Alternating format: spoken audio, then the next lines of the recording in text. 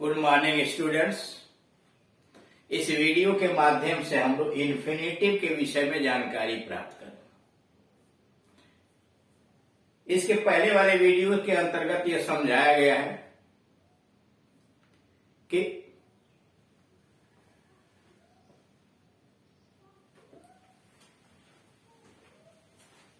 Non finite words जो होते हैं, जिसे डबल पार्ट्स ऑफ स्पीच भी कहते हैं, यह तीन प्रकार के होते हैं: इन्फिनेटिव, जेरंड और participle. Non finite verb forms of the verbs वह होते हैं जिनके ऊपर वाक्य में कर्ता के नंबर, पर्सन और जेंडर का कोई प्रभाव नहीं पड़ता है। वह वाक्य में स्वतंत्र रूप से आए हुए होते हैं और ये वाक्य में दो तरह का काम करते हैं। क्रिया के साथ साथ ये नाउन, एडजेक्टिव या एडवर्ब का काम करते हैं, इसीलिए इनको डबल पार्ट्स ऑफ स्पीच भी कहा जाता है। ये तीन तरह के होते हैं: इन्फिनेटिव, जेरंड और पार्टिसिपल या इन्फिनेटिव की चर्चा हो। इन्फिनेटिव किसी भी क्रिया के फर्स्ट फॉर्म के पहले टू लगाकर बनता है और यदि अर्थ निकालने पर अंत में इसके ना, ने, नी जुड़ता है।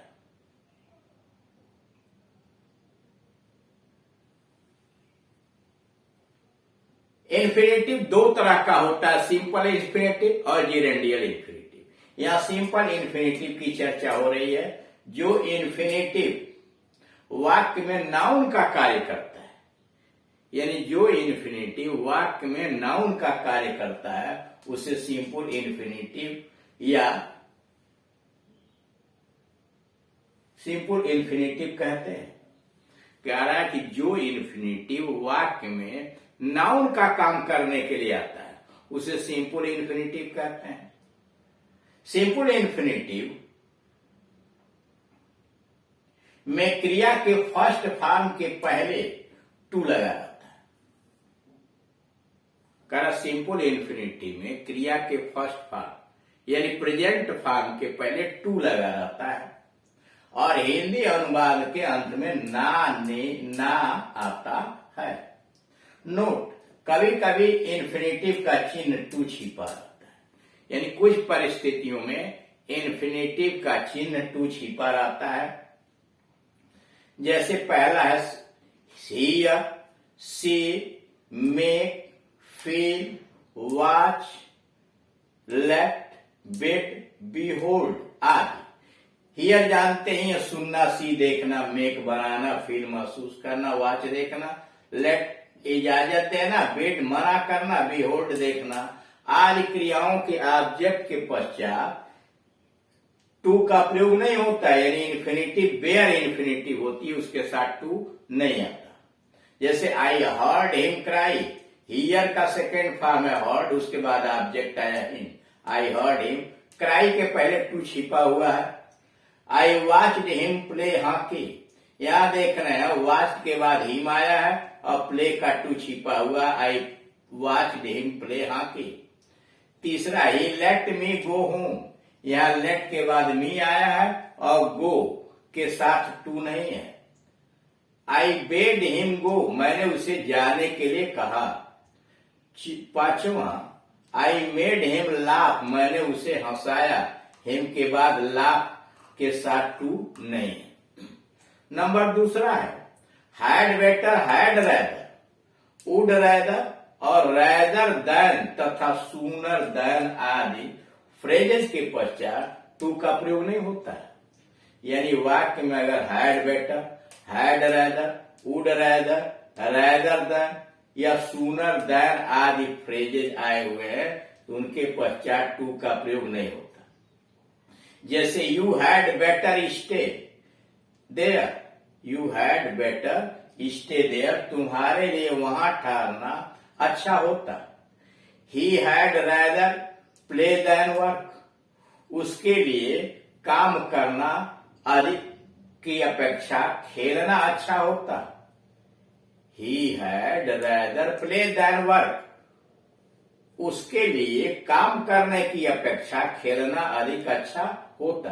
आई would rather die than beg, मैं मरना पसंद करूंगा लेकिन भीख मांगना नहीं। He resigned rather than beg for mercy, दया की भीख मांगने की अपेक्षा उसने त्याग पत्र दे दिया। ही रिजाइंड, उसने त्याग पत्र दे दिया। Rather than beg for mercy, दया की भीख मांगने की अपेक्षा उसने त्याग पत्र दे दिया। नंबर 3, डेयर तथा नीड के निगेटिव और इंट्रोगेटिव रूप के पश्चात टू का प्रयोग नहीं होता है। यानी वाक्य में डेयर आया हो और नीड आया हो, यानी डेयर या नीड आए हुए हो तो उनके, और यह निगेटिव फॉर्म में हो या इंट्रोगेटिव फॉर्म में हो तो उनके पश्चात टू का प्रयोग नहीं होता। जैसे he need not come here, उसे यहां आने की आवश्यकता नहीं है। He need not come here. दूसरा, dare you say this, dare you say this. तीसरा, she dare not oppose me, she dare not oppose me. इसमें देख रहे हैं नीड वाला सेंटेंस भी निगेटिव है और डेयर यू सेज दिस यह इंट्रोगेटिव सेंटेंस है। सी डेयर नॉट अपोज मी, यह भी निगेटिव।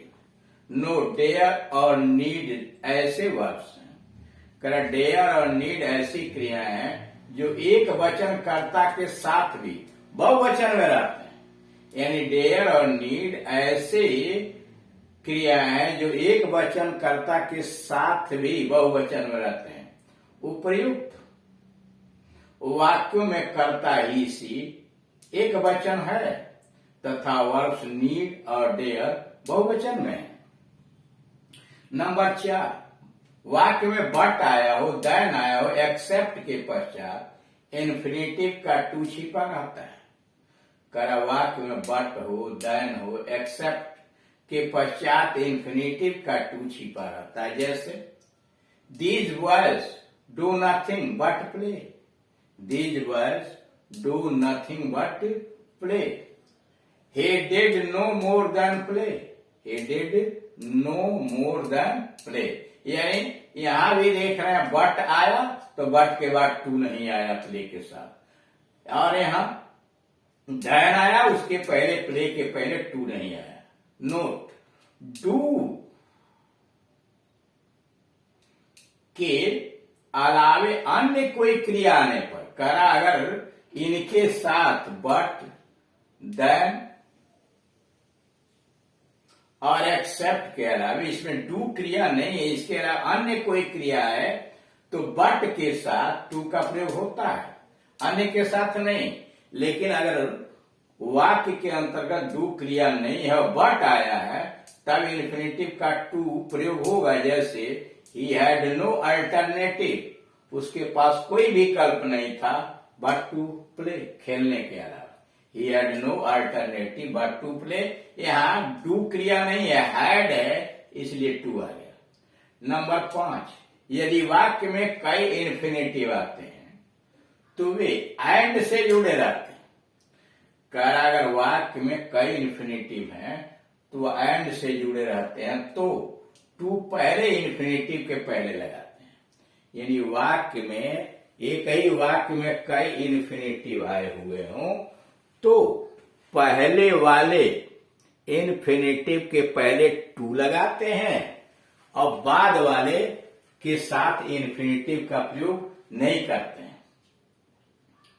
बाद वाले इन्फिनेटिव के पूर्व टू नहीं लगाते हैं। जैसे I want to read and write, मैं पढ़ना लिखना चाहता हूं, I want to read and right.